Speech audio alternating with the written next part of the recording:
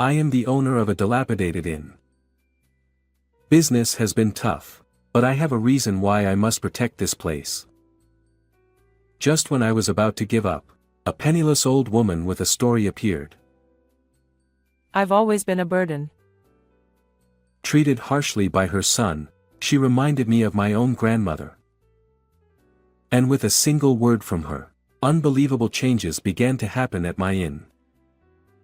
My name is Zach O'Neill. No customers today either, huh?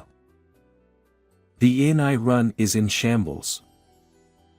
Hardly anyone would choose to stay here. Even I think so. But this place is important, handed down to me by a mentor.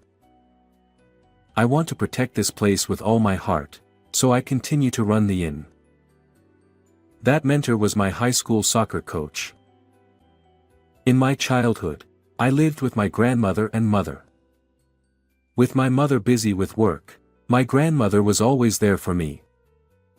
She cooked, bathed me, and stayed with me until I fell asleep. Wrapped in her warmth, I never felt lonely. However, in third grade, my grandmother passed away due to illness.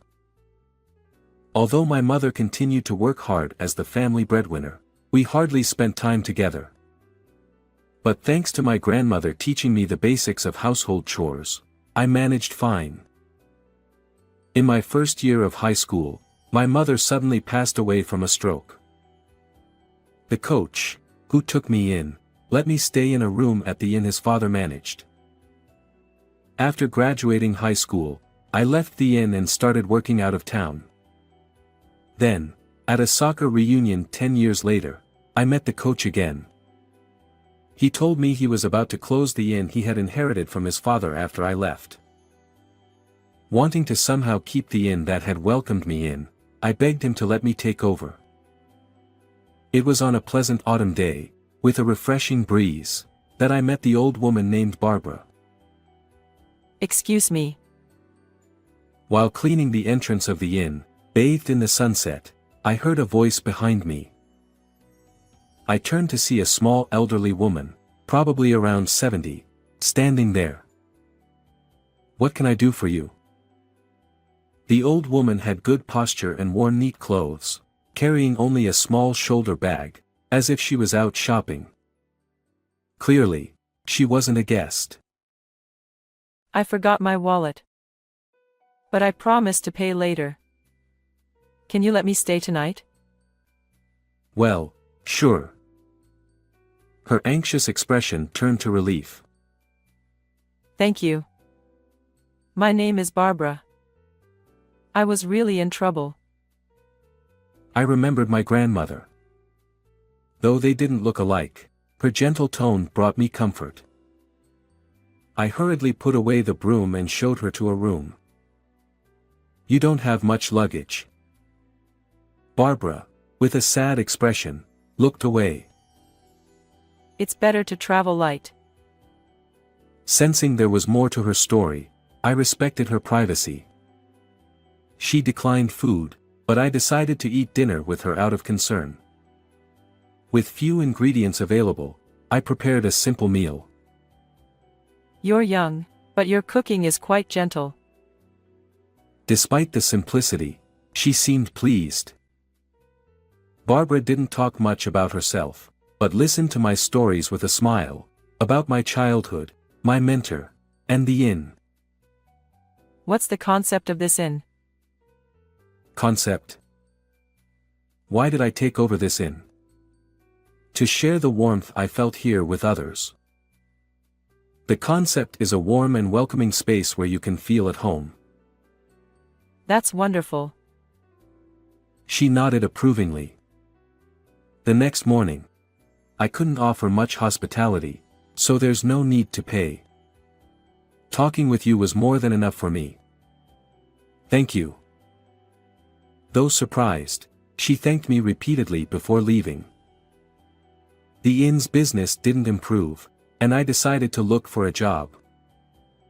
Another unsuccessful interview. 2 months into job hunting, with no success, I sat on a park bench, holding a hot coffee, when someone sat next to me. Under a wide-brimmed hat, I recognized the profile. Barbara? She turned to my voice. It's Zach, from the inn. Oh, Zach. You look different in a suit. Sorry I didn't recognize you. Dressed in a suit with styled hair, I looked different from the innkeeper she met. Next to her was a Boston bag. Are you traveling? Oh, this. Barbara patted the bag and shook her head. It's not a fun trip. I need to find a place to stay for a while. She sighed and looked sadly into the distance. If my inn is okay, please stay as long as you need. Barbara looked at me with wide eyes. Thank you so much, again. She said, bowing her head apologetically. 2 weeks passed since Barbara started staying at the inn. To show her gratitude, she cleaned every corner. This shelf would be better over there. Her ideas transformed the inn into a much more pleasant space. One day, a luxury car stopped in front of the inn. A well-dressed man and woman got out, the man roughly saying, "Is an old woman named Barbara here?" The man, who seemed around his 40s, glanced disdainfully at the dilapidated inn. "Who are you?" "I'm her son, and this is my wife." Now that I looked closely, his nose and mouth resembled Barbara's. But unlike her warm demeanor, he was the opposite. "Can you keep her here? She's always been a burden. I'll pay whatever it takes." What was he saying? Barbara was healthy and independent. Why did he despise her? Then the wife spoke up. Barbara is just a nominal president.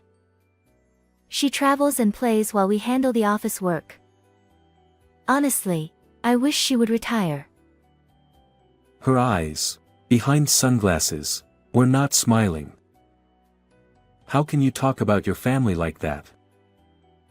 Take care of her. Ignoring my protest, they drove off. How awful. I felt anger rising. I'm back. Barbara, your son and his wife were here. I didn't know how much to tell her and hesitated. Understanding my unease, she began to speak. I'm actually the president of a company with many branches. Her company was not only in Japan but had offices overseas. When Barbara took over the company founded by her father, it was still a small business, but over the past 30 years, it has grown significantly. It must be thanks to her intelligence, initiative, and great personality. Lately, my son keeps insisting. He says I should retire and hand over the company to him. Barbara's face suddenly looked sad. She said that both her son and daughter-in-law used to work hard as part of the company and were kind to her. However, as the company grew, they became interested only in money and told her that if she didn't step down as president, they would throw her out. In fact, they have already kicked me out twice. Both times, you helped me, Zach. Barbara laughed sadly.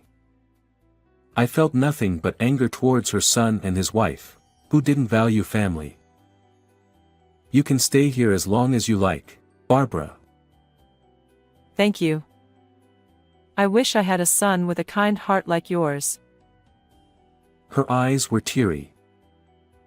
One day, a foreigner visited the inn. Excuse me. Hearing broken English, I, who couldn't speak any foreign languages, panicked. Oh? You came. Yes. Barbara, it's been a while. I was taken aback. It seemed this foreigner was a friend of hers. I often traveled overseas for work, so I have quite a few friends around the world. She said it so casually. She really is different, being a president and all. Seeing me clearly flustered in front of the foreign guest, Barbara spoke to me. Zach, why did you start this inn? To provide a warm experience of everyday hospitality in this place. Then, no matter who the guest is, be proud of your way and stand tall. Guests are the ones who are traveling, so they won't expect you to speak a different language. People who choose an inn over a hotel want to feel closer to local life, so Barbara advised me to provide hospitality in my own way. Encouraged, I worked hard to give guests the experience I envisioned for the inn. What kind of hospitality would delight foreign guests? I wanted them to experience even a little bit of American culture. I was thrilled to have guests after a long time. That night, the three of us enjoyed American food and played American card games. The guest, who experienced American culture, was genuinely delighted, and above all, I think I was the most lively I had ever been. The next morning, as I saw the guest off at the nearby station, he said, "Zach, I had a great time." Thank you. Those words gave me a bit of confidence in my way of doing things. Thank you for spending irreplaceable time with us. We promised to meet again and parted ways. I'm sure it's going to get busy from now on. He. As Barbara predicted, inquiries about staying at the inn gradually increased. It seemed that the previous guest had posted about our inn on social media. I checked the post myself. Along with a picture of the three of us playing card games, it said, "The hospitality was wonderful." All three of us looked so radiant and happy. Most of the guests who came to our inn were acquaintances of Barbara. She had a wide network both domestically and internationally, and many people visited the inn to see her, a testament to her great reputation. Thanks to this, the inn's business gradually stabilized, and I decided to stop job hunting and focus on running the inn. One day, a familiar luxury car stopped in front of the entrance. It was Barbara's son and his wife. I couldn't forgive them for treating her so poorly. "Barbara, please go to the other room." I led her away to avoid her hearing any more of her son's harsh words. I wanted to kick them out immediately. However, as soon as they came in, they said, "Please give us back the president." Unlike the last time, their arrogant attitude had disappeared. They explained that the company's management had started to decline significantly in her absence. I wasn't ready to be president yet. Her son looked remorseful. Barbara had grown the company significantly. Naturally, she must have a deep attachment to it. But the inn's success was undoubtedly thanks to her, and I wanted her to stay here forever. To be honest, the inn's business didn't matter. From the first time I met her, Barbara's grandmotherly warmth had saved me countless times. It felt like living with my beloved grandmother again, and my heart was fulfilled. I wanted to continue living with her as a family. As I pondered this, Barbara's voice rang out from behind. What nonsense are you talking about? I won't listen to someone who values money over their parent. Barbara rebuked her son and daughter-in-law. She explained the importance of valuing relationships, and showing consideration and respect to each person to succeed in society. The son and his wife left, dejected. After they were gone, Barbara, with her usual gentle smile, said, "You have a wonderful heart. It'll be okay." Her words carried weight and gave me courage. Thanks to Barbara, I gained confidence, and afterward, I started expanding the inn to various locations with her. The concept remained the same, a space wrapped in warm hospitality of everyday life. It was actually my mentor's dream to expand the inn to various locations. Although my mentor had already passed away, I was determined to fulfill his dream. Keeping what I learned from Barbara close to my heart, I worked diligently with conviction. However, when we decided on the 5th in location, Barbara succumbed to pneumonia and passed away.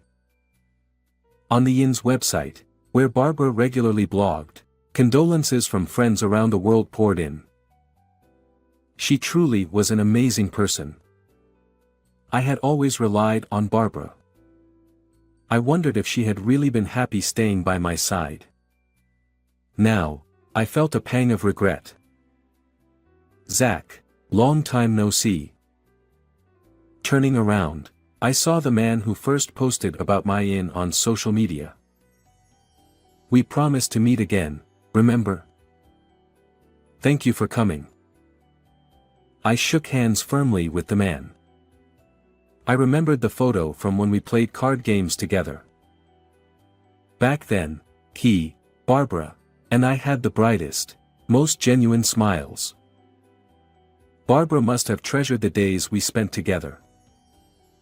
Believing this, I returned to my work.